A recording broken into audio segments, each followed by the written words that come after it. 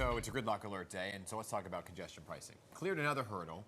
Now the public will have a say on how the program will actually be rolled out. The MTA board voted to approve the congestion pricing plan yesterday, but before a final vote is held, there will be a 60-day public comment period. So joining us this morning is Tiffany-Ann Taylor from the Regional Plan Association, who testified during yesterday's MTA board meeting in favor of congestion pricing. So good morning, Tiffany. Thank you for being here. Thank you for having me. All right, so we're one step closer to congestion pricing happening, but there's a lot of folks that, maybe live in these transit desert areas where two fare zones that are like, this is really going to hurt me.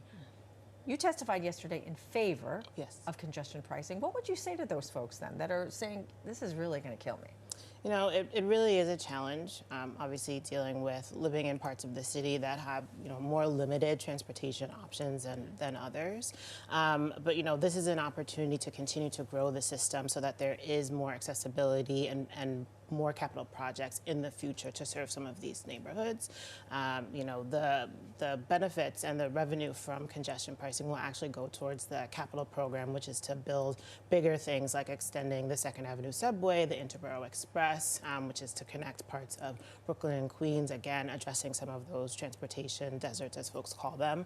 And then also just the word transportation desert in my industry has more than one connotation, really.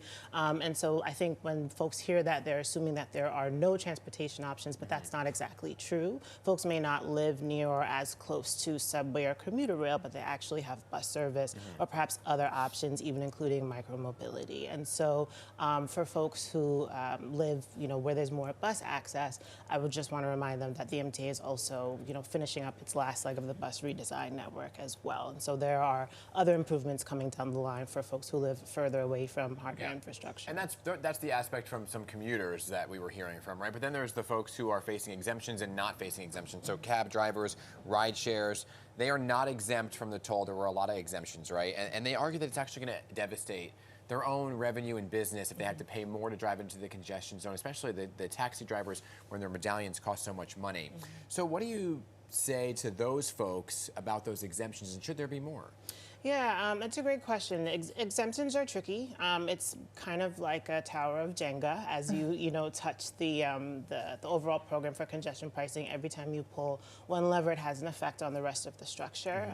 For taxis and FHVs, or for hire vehicles, the idea is that the additional charge will actually be passed on to the passenger, not directly to the driver. So it will be per trip. Right, but those drivers are saying, well, then less people are going to use us because they don't have the money to pay the additional. But I don't necessarily think that that's the case. You're also still getting the benefit of the fact that if you are in a passenger vehicle in the congestion zone, you should have less congestion, right? You should be able to get to your destination faster, and so that is the trade-off. At RPA, both individually as an organization and part of a larger coalition of advocates, Congestion Pricing Now, we actually had advocated for taxis to not be included in the charge. Unfortunately, that was not taken up by the TMRB, but it is a smaller charge. It is $1.25 compared to the for-hire vehicles, which is $2.50. So obviously a lot of people have a lot of things to say. This 60-day comment period, public comment period, when does that begin?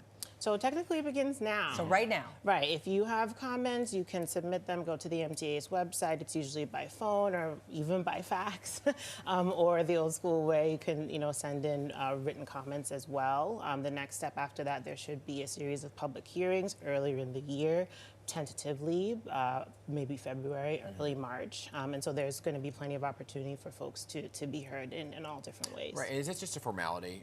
Just real talk, because we've covered this a long time, these public hearings, where yes, people get very fiery, but it seems like those in power who are making the votes have already made their mind up. They've already come to their conclusions. So is it just a formality of saying, well, we'll hear you?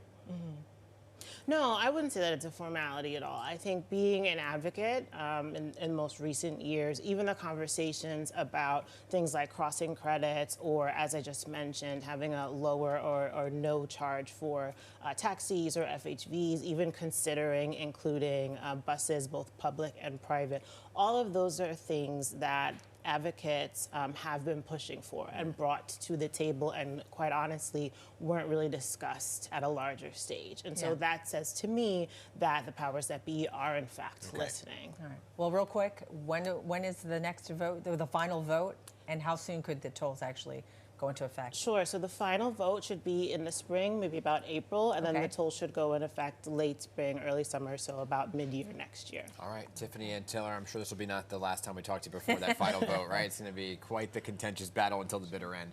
Thank you for being here this morning. Thank you very much.